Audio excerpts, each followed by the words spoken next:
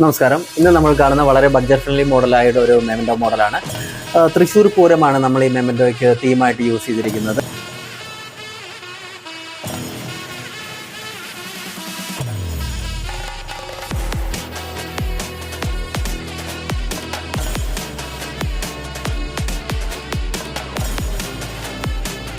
വടക്കുന്നാഥൻ ക്ഷേത്രവും വാദ്യമേളക്കാരും തിടമ്പേറ്റി ആനയും എല്ലാം ചേരുമ്പോൾ ഇത് വളരെ മനോഹരമായി തന്നെയുള്ളൊരു മെമൻറ്റോയെ മാറുകയാണ്.